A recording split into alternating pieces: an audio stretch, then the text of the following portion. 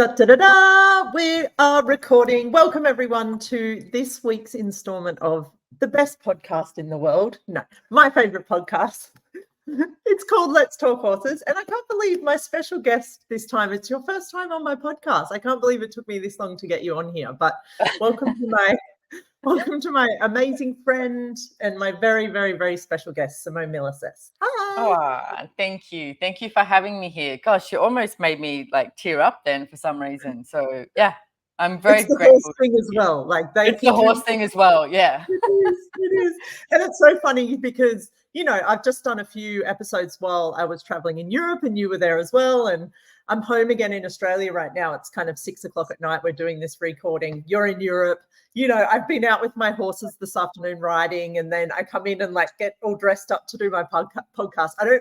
We don't look very horsey right now, but it is very, very much a podcast about, the true gift that horses are and have been to us in the different ways they are, and just to share that joy with the world. So the first thing I love asking my guests, and I actually don't know this about you, is how did horses come into your life? Like, what was that first?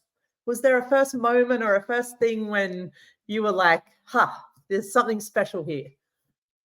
Yeah, that's funny that you don't know this. Some of these stories is when I was growing up, they weren't really our cousins, but we called them cousins. When you call someone like Uncle Ken and Auntie Marion, and they owned a farm out near Tamworth and in New South Wales, and we owned some racehorses. So they bred horses, they bred racehorses. They had so many different things on their property. And my father, he was such an entrepreneur. He had so many, like as a kid, I always remember growing up and he'd have like a butcher shop. He'd have a picnic table shop. And we had like downstairs in our house, we had this bar and it had these photos of all the racehorses so that we owned or part owner of. And they're trotting actually. So they were trotters. You know what trotters are? Like when they've got the back thing and, so they were, I don't even know if they do trotting racehorses now, but anyway, that's what it was. So we used to go up to that farm probably twice a month, and we'd go for the weekend, or during holidays, we'd go there as well. So I very much remember my childhood of being on that farm. Now, what were my parents doing? I do remember loud music, lots of drinking, and lots of whatever. Like they were just doing their thing, right? Which also meant I could do my thing. And they had all these farm dogs, right? And my mother always tells the story about how she'd come outside and some of these dogs were like so mangy and just, whatever. And I'd be sitting there with 10 dogs around me going, okay, your turn. And I'd pat this one and go, your turn. And I'd pat this one, your turn. And I'd sit there with all my dogs and I'd be patting each one of them and be like, no, you just had a turn. I've got to pat this one now. Cause you know what dogs are like, Yeah. And I would do that and hang out with the dogs. And then they had pigs as well. I always remember the pigs, but they had horses. And so I think about what I used to do, like with there was a big shed where they had all the hay and there was lots of rats and there's probably snakes and everything. But that's where I used to go and hide. And I could hear them going, Simone, and yelling out for me. And I'd be like in between hay bales, like right up the top, because I was little, and sitting there and hiding from them and listening to them. I mean, now I look at it and I go, God, they must have been freaking out. But I was just like, I just like my space. Yeah. And so all the animals on this farm, gave me that space. And, I distinctly remember this one time that because we had a lot of drought. I mean, there's always, drought stories in Australia. And there was this one time that they were going away and there was a huge drought, and it was so hot. And the big troughs that that horses they drink out of.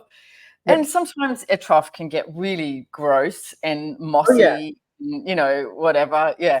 And it was so hot that they used to find me I would lie in the troughs so that my body was in the trough. And so the horse would have to come and drink water from my tummy sort of thing. And so I would lie there while all the horses came and drank water around me and just be with them. Now, I didn't get to ride horses for quite some time. There was a guy who worked on the property called Ken. I used to call him Uncle Ken. And he said to me one day, he said, if you can take a trotter around the track. He said, I'll give you a racehorse. So I did with him. Like now I look at it, he was very much helping me, but we took a trotter around the racehorse. And so I had a racehorse for ages, and I called it Daysum because that was my brother's name and my name, David and Simone. So I called it Daysum. It never won anything, but I loved it. So I had that very much as a part of my upbringing, was being surrounded by racehorses and going to the racetrack. And I'm talking going to the racetrack with the old bookies, and even, you know, my my other Uncle Peter, like, which was another family. I remember going home one day and going, Mom, I was in the bathroom at Uncle Peter's house, and I found all this money behind the toilet. And she was like, you just have to leave it there. Like, don't talk about it. And later on, I found out, because he was an SP bookie, which is an illegal bookie, right? So they used to have cash everywhere around their house, you know, and I'm a little kid finding this cash, like would have been bundles of cash. So I actually really love the life that my father chose, because he would have known so many different things were going on, and my mother just, you know, played along or whatever. But all these different things that you found as a child, and not really knowing what was going on, but really desiring my own space, and they would give me my own space. Now, the first time I remember being on a horse is at that same property, and there was my brother and myself, and Colin and Gordon were the two kids that we grew up with. They were older boys, a little bit older than me, and there was a horse. And I remember the four of us were bareback on the horse, like, and I would have ridden a horse before, but there's two things I distinctly remember. Is that one, I was four of us on the horse, and of course I was the littlest one and the youngest one, so I had to go on the back. So there's this photo, like the horse's butt, and I'm like almost on the horse's butt. Yeah, like no wonder I didn't fall up, like trying desperately to hang on to this horse as we're going across the paddock. But the thing that I distinctly remember, and I still don't think I'm over this, Sarah, completely, is I had really long hair, and it was blonde too. And years later, when I was horse riding and I was telling my mother about it, she said, oh my God, she said, I remember you riding horses, you know, in Tamworth. And she said, screaming across the paddock and your long hair flowing. And I was thinking, she's going to kill herself. And I went, holy shit. This is not my fear of riding horses. This was my mother's. Yeah. And I took that on for so many years, that I had a fear of riding. And I often wonder what if I hadn't picked up on my mother's point of view, where I would be now with horse riding. Yeah. And just a couple of things from that. Number one, that farm literally sounds like my dream growing up. And I was so similar. Like every time I went to anyone's house, they would just find me in the dirt with the dogs or whatever animals. Like I knew every one of my mum's friends based on the animals that they owned. Like she'd be like, I'm going to Lisa's house. And I'd be like, oh, she has a turtle and a cat. I need to go with mum. And I'd be like, just so I could be with them. It's so interesting how many similarities there are. And also trotting is very much still a huge industry of racing throughout the world. The breed of horse is called the standard bred. And there's a huge rescue that goes on with them as well, because they're taught to trot so much, they find it very hard to move into the next gate, into a canter. So a lot of people take these horses on, and a big part of retraining is breaking that trotting, because they learn to trot so much that they don't actually ever learn how to canter, because they don't teach them to do it. So that, because if they break into a canter in the race, they lose the race. Disqualified, yeah. Anyway, yeah. And you know, this podcast, and sort of one of the topics that you wanted to talk about going into this was trusting your body, trusting the horse. And it's so interesting how you brought that thing up with your mum, and also how often this story comes up on this podcast. But also I'm sure people listening maybe a lot of people have a similar thing where they all of a sudden become afraid of riding, and they're like, they stop or they move away from it. And then they look at it. And especially when we start to introduce the tools of access consciousness, they realize like, oh, that was never even mine. And one story I remember distinctly about that same farm was, and I don't know if you want to quickly recap on that one, something happened and then. The stallion? Yeah. Yeah. Yeah, that's a beautiful trust story, really. I was in, I don't know, I'd done something, I was in trouble for something, and I you know, spent my childhood going, they just don't get me. They don't understand me.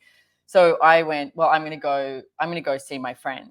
You know, I'm going to go see my friends. And my friends were the animals like you know. Yeah. And so I went out into this paddock where one of the stallions was, and I loved this stallion, and he was a stallion. And, you know, I don't know, in Australia, I mean, I think in Costa Rica, the way they treat stallions is so different to the way they treat stallions in Australia. You know, a stallion is meant to be something that you should be very wary of and you should be fearful of.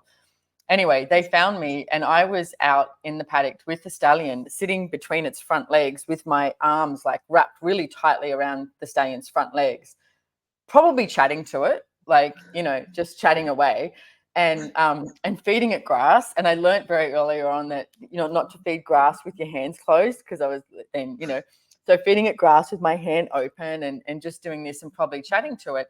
And they found me because they couldn't find me, and they, you know, found me, and they were like, Simone, you know, come over here. And they're trying to like be like, hey, just stand up and come over. It's okay, you know, because they were scared of what this stallion was going to do. And I was like, no, I'm here with my friend.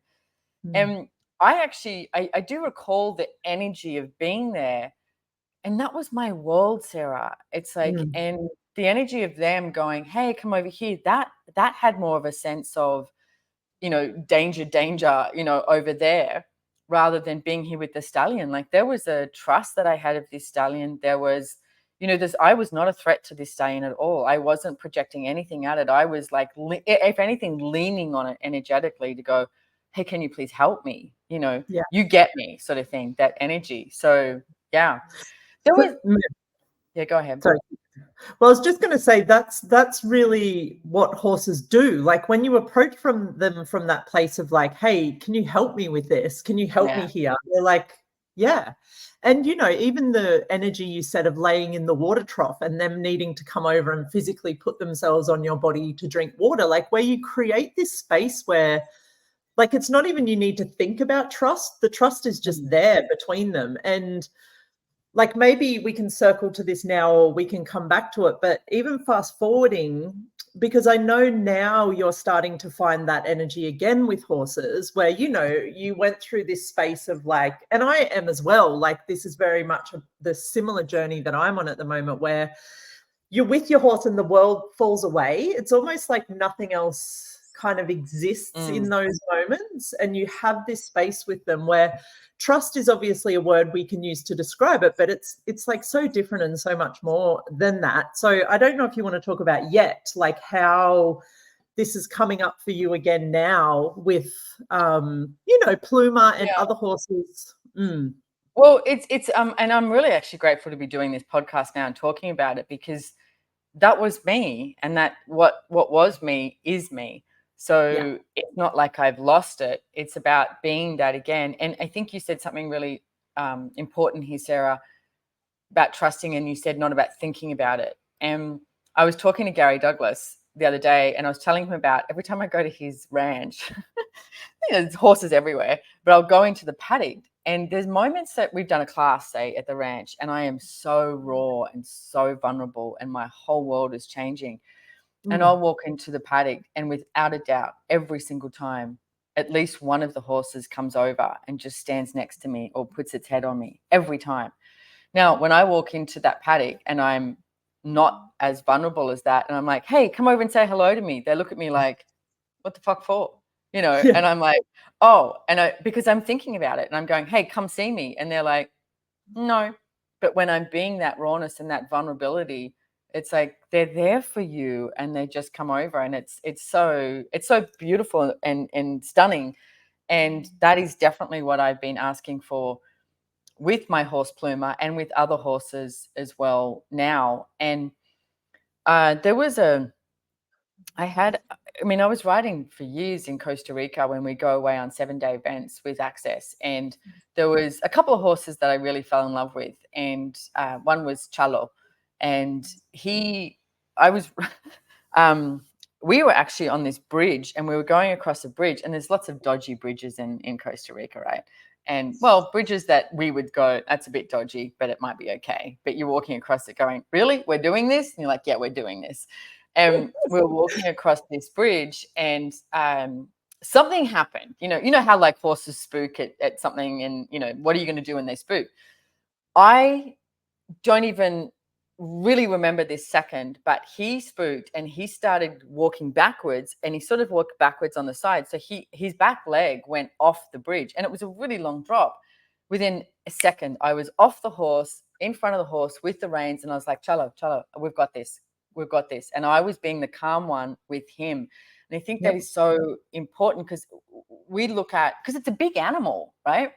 And so we go, oh my God, this animal's so big. And it's like, but they're looking at us for that guidance and that calmness as well. And I remember looking at him and just going, it's okay. And I was like, and had him.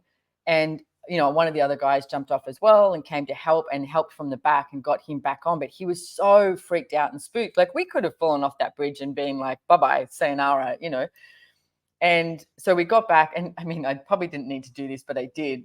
I walked home with him. Like, I didn't walk on him. I walked home with him. I went, hey, I'm going to go back. And the guy was like, no, swap horses, do this. And I was like, no, I'm going to be with my horse right now. And I walked back just next to him, and, he had his head on my shoulder practically the whole time. And we came back. And then Dane and Gary got back from riding, and Dane could tell something was off. And he was like, what's going on? I told him what happened. And it was the first time we ever did this exercise of zone awareness. Oh, cool. Because Dane started asking questions, and he was like, what's going on? And then Gary went, I think his zone collapsed. And so when a horse's, I don't know if you've spoken about this, but when a horse's zone collapses, it's like it gets smaller. Like, if you think of your world and you go, I'm only aware of 1 meter around me, or 3 or 4 feet around me, that's my world, right? But that's not your world. Your world is pretty much the world and the universe. So what Dane did, and it was so amazing. It was like, it was watching a friggin' wizard with this horse, and just like started pulling out Chalo's zone and just showing him, hey, your world is bigger than a meter. Your world is bigger than a meter. Like, let's go. And showing him, like, the hills in the background, or, the rest of Costa Rica and the rest of the world, and just pulling that zone out. And it was just incredible to perceive. And you could almost like see Chalo do this thing, like just like shake and go, oh, there I am. And ever since then, it's like that zone of awareness with riding with a horse is such a gift to me, because I watched, what happened and how that occurred. Yeah. And it's a tool that Gary and Dane talk about. There's a book called Talk to the Animals that is by the two of them. They talk a bit about it in that. And if you ever join a Conscious Horse, Conscious Rider class, it's also one of the tools we get to play with in that. But such a cool tool to have. And I didn't realize that was kind of the beginning of where they sort of discovered that was what had gone on. Yeah. So looking at like this energy of trust again, or like what you're talking about now, because what comes up for me when you talk about that thing with Chalo, and also just where the space you had with horses as a kid and what you're being with it now, like I almost want to ask you, how do we have that? Like, I don't know, I'll just ask it. How do we have that with everyone? Like, how do we live in a world where that level of like something is available in all situations? Yeah, that's a good question. And I mean, just before we came on to do this podcast, I was talking to a friend of mine, Dave, and we were talking about like the work he does, and I guess the work I do, and how many people you interact with. And I said something that I got to observe Gary Douglas many, many years ago, is how many people pull on him all the time and their needs. And I said, I started to look at, just because I'm aware of people's needs, it doesn't mean I have to fulfill them.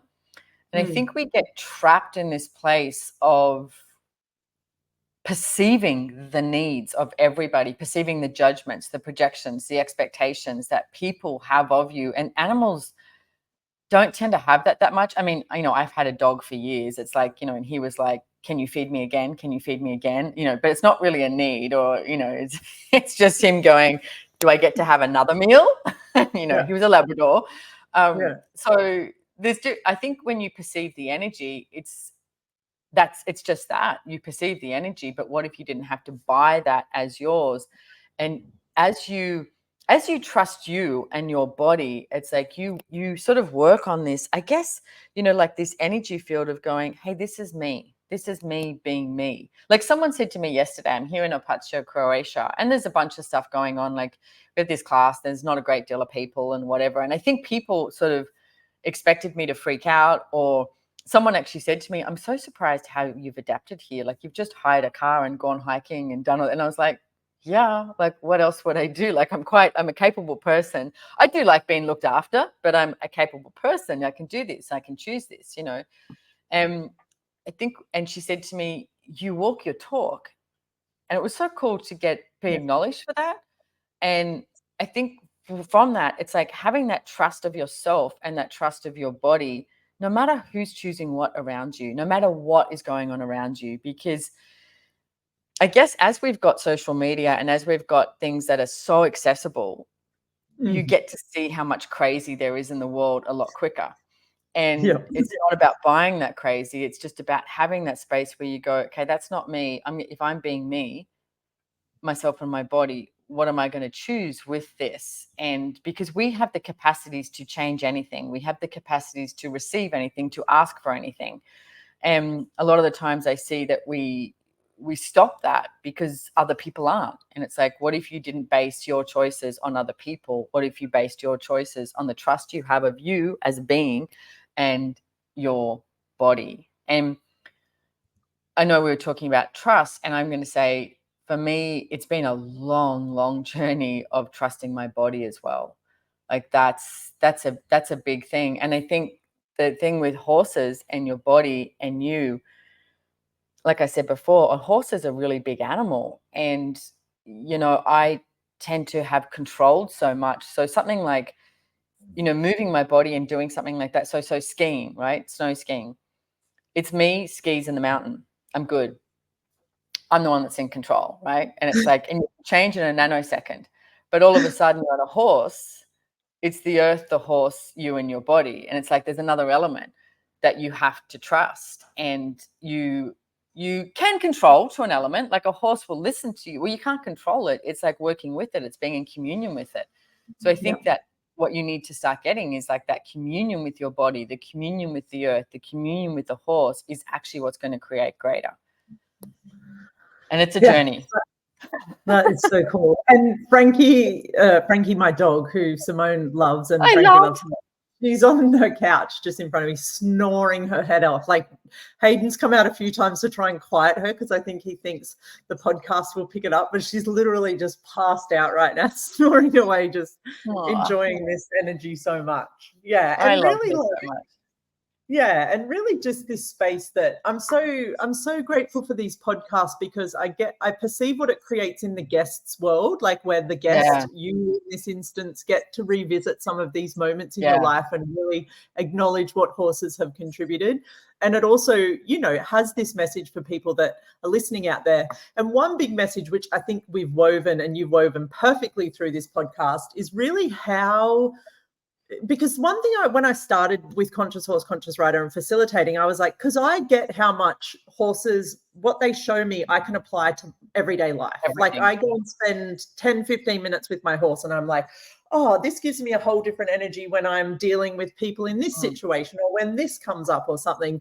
But is there anything else you could say to that? Like where horses have shown you, or what we've talked about in this trusting, and I think we've sort of have covered it quite a bit, but where they're such good teachers for life. Like they're such good.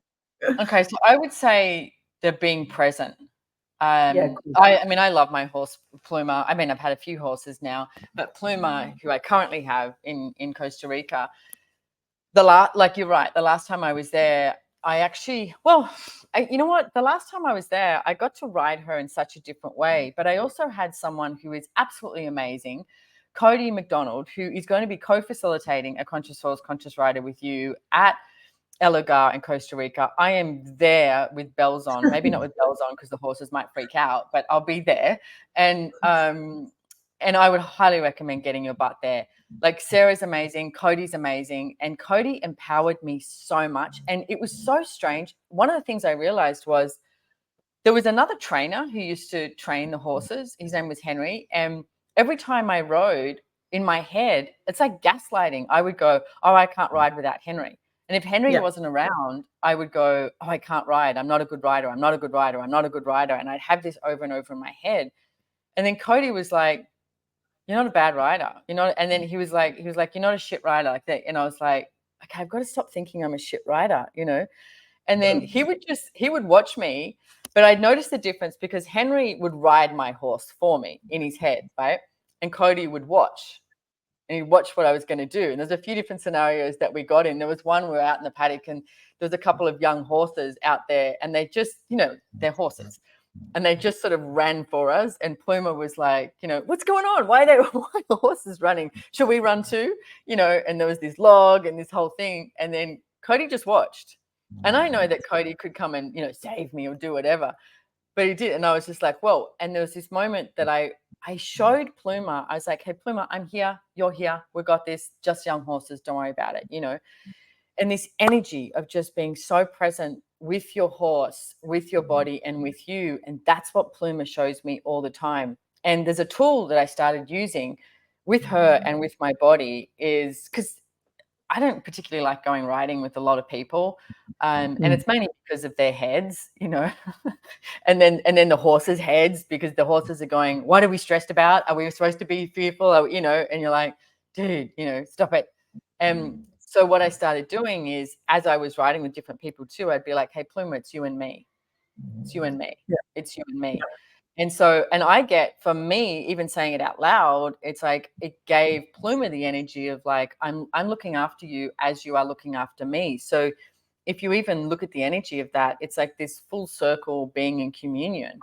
So then I also started doing that with my body and going, hey, body, it's you and me. It's you and me. Like, how can we work together? So riding Pluma has shown me how to be that with my body as well. And again, that goes on to everything that you pick up on, because you are anyone listening to this, if you're listening to this podcast, you are way more psychic than you think you are.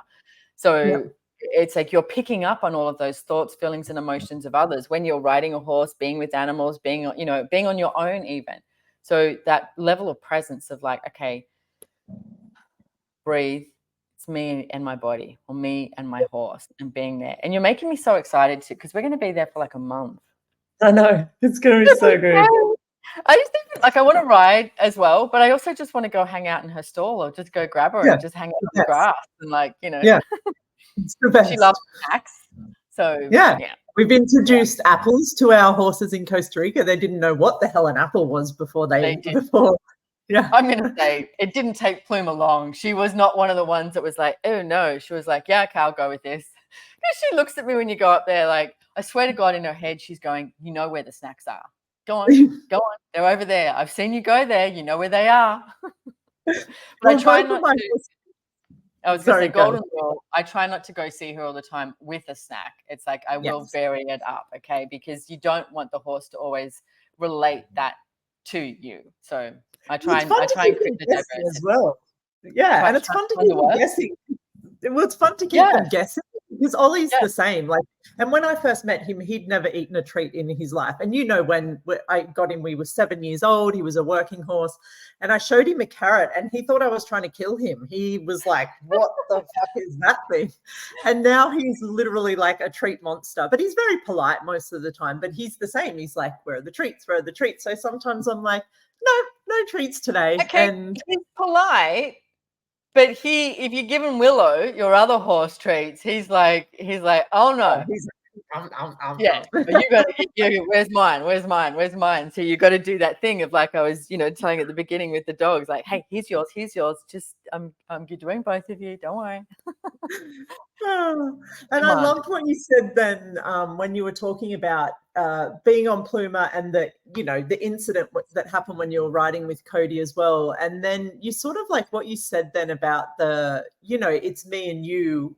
That to me is trust, because even when I first started Access, I would see trust as blind faith. Like, to trust something or someone is to trust that they will never do something wrong. But when we start learning about the 5 elements of intimacy and like learning a little bit more about the shit that we're taught that really isn't true, and how trust isn't blind faith. It's trusting that if you're present in the moment, in every moment, you're going to be prepared and ready. So same as when your horse went backing off that bridge, you were in some level of like awareness. Well, obviously very aware, but that's where the trust is as well, where you trust that, you know, whatever situation arises, you're going to be there with that situation. And to add to that too, Sarah, it's like I used to think trust with the horse was almost like, oh, it knows what it's doing. Yep. And one thing Cody taught me, there was another horse that I had who, you know, God bless him, is in the ground now, Capriccio. And when I was riding, he was at the ranch in Texas. And when I was riding him and we were going around barrels in the arena, and I was asking to go around certain barrels, and then Capriccio didn't go around one. And I was like, oh, and in my head, I went, oh, I'll get that next time. And Cody went, no, make him go back and do it now. And then he said to me, look, he said, it's like having a staff member that always shows up late, that if you go, oh, that's fine, if they always show up late, then they're always going to show up late. You have to go make him go do that again. And I was like, okay. And I learned so much from that, making him go do that again. And I know the last time, I mean, if you're ever taking a horse back to a stable, the horse knows it's going back to the stable. So it tends to get a bit excited, you know, and want to run back, etc. And so I'm very present again with Pluma going, hey, no, that's not what we're doing. So every time you can, you know, you perceive that energy with a horse underneath you, that's like where you've just lost that communion. So every time now what I've been doing is going, no, you do that, we're turning. Yep. You know, we're turning. And so we turn, and Cody said, make her turn. Like if you got to do 10, 15 turns so that she gets, oh, we're not actually doing this. But that's also another level of trust that is about, hey, you have to trust what I'm asking of you and get that back in communion. Because the second you lose, I would say, control of your horse, like I see a lot of people go, oh, I'm a great horse rider. Going at a dead run doesn't mean you're a great horse rider. No. It's like being able to deal with every situation means you're a great horse rider, and being able, you know, all of that and more. So for me, being a great horse rider is not bolting my horse back to the stables because my horse wants to. It's going, no, we're actually going to walk, and I'm going to keep turning you until you get this. Yeah. So And this is where, for me, I love them because they will test you in everything. Like, for me, it's like a constant test of like, are you being present right now? Can I trust you right now? Are you being my leader right now? Because I think what I've discovered as well is whether you're leading a horse or feeding it or riding it, they're constantly actually seeking from you to be that leader. And most of the time, you know, sometimes the dance shifts a little bit and the horse is in the lead, like especially if you're doing some high technical move and their body really has to do. But I think most of the time they're really just seeking that from us to be the one that's going to show them the way and really be there with them.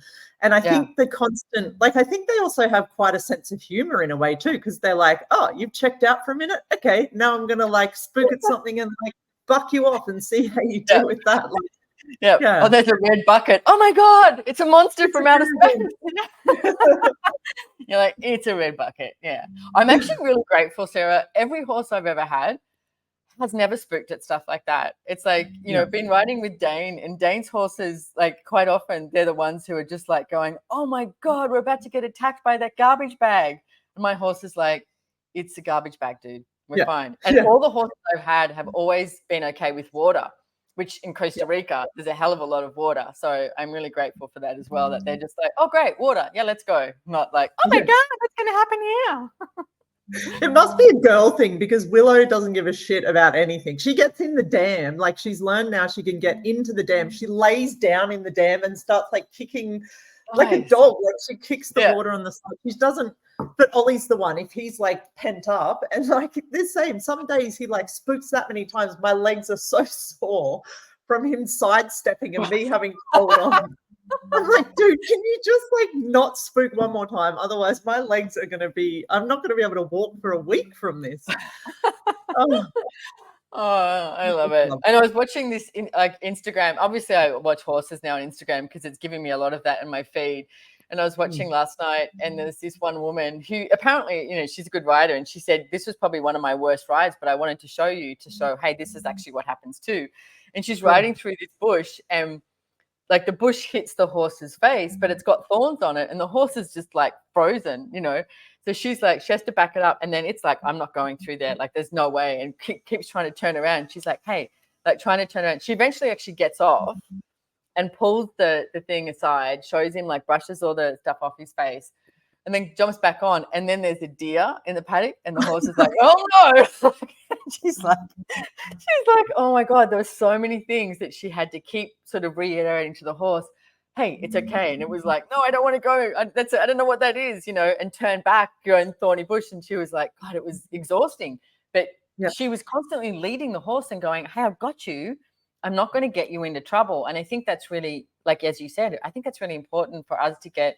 We have to show the horse that too. Like, I'm not going to put you in any danger. Can you not put me in any danger? With like that tool of what I use. Hey, it's you and me. Let's be this together.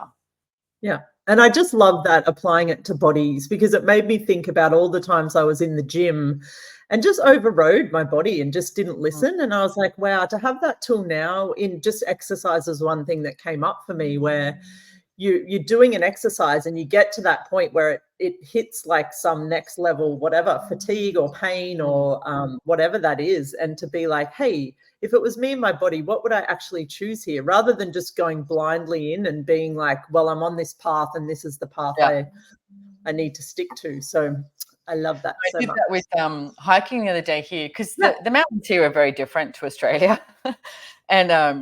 And I was hiking and I was like, body, show me. It was a hike that not a circular hike. It was one that you had to come back. And I was like, okay, show me when you want to turn around. And at the moment that I could hear my body go, hey, I want to turn around. And I was like, really? Because we could go further. Man, I'm so glad I turned around, because downhill, like sometimes uphill you're exhausted, but downhill is like hard on and I was seeing all these people walk past me with their poles, and I'm like, oh yeah, it's so European having those poles. On the way down, I was like, oh, I so get why they have those poles. I was like having to do talk about lunging down things and like holding onto rocks to get down. I mean, it was wonderful, but by the time I got down, my body was done. And so listening to my body halfway, I went, okay, cool. And it's more pleasurable listening and hearing it, being present with it, than you think it's going to be more pleasurable overriding it. And it's actually not.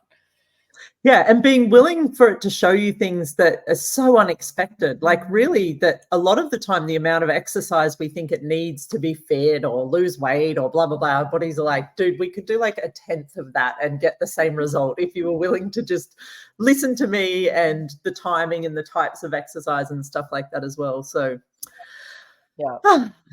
What a journey. I'm so grateful. Thank you so much for being on my podcast. And I mean, we've covered conscious horse. I do like to weave conscious horse, conscious rider classes into this a little bit. And thank you so much for talking about the one that Cody and I have coming up in El Lugar in Costa Rica as well, which is so freaking exciting. But is there anything else you'd like to say? There's a bunch of conscious horse, conscious rider facilitators around the world. We always link to where you can find these classes. Like, a huge ask for me as well is to really invite people to come along and experience one of these conscious horse classes. So is there anything you can say to kind of, I don't know. Yeah, you don't have to own a horse and you don't have to be a rider. You don't even have to have touched a horse to go to a conscious horse, conscious rider class. And there's a short story, a friend of mine who petrified, like absolutely petrified of horses. And, I would talk to her and be like, you know what, fear's not real. Like, it's, you're inventing this. And she was like, this is real. Like, she was so set in it. And I absolutely am so proud of her, because she wasn't willing to have something that was a limitation in her life. So what she chose was to go to a conscious horse, conscious rider class. And it was one of the most beautiful things to see. It was with Gary Douglas, and throughout the class she was sitting on a horse. And I mean, if you're listening to this and you're like, oh yeah, that's easy, no, think of the most terrifying thing in the world for you. That's what she was choosing, was to sit on a horse. And it was so beautiful to see her push through what she thought was a fear and found out that it wasn't, and gained so much awareness from that. So people with Joy Business, one of the classes I do, they always go, oh, I can't go because I don't have a Joy Business, or I don't own a business. That's not a prerequisite. So like I said, being a rider, owning a horse, touching a horse isn't a prerequisite to conscious horse, conscious rider. You learn so much, as Sarah's mentioned, I've mentioned. You'll gain an awareness about something even completely different to what Sarah and I are talking about. Because you've got to have that presence. Horses will not let you not be present. And they'll show you. Yeah. They'll walk away. Yeah. Yeah. Yeah. Thank you. Thank you so much. Thank you for being here. Thank you for being my friend. Thank you for being on this planet at the same time as me. Thank you It's an for, absolute pleasure. yeah, I can't wait to be riding together amongst many of the things that we're passionate about in this world. I'm so glad that we share a joy and a love of horses. So thank you, Simone. And give Frankie a big hug. I will. As soon as I end, I will go and smooch her face. Thank Okay. you for watching, everyone. Thanks, everyone. And we'll see you on the next episode. Bye.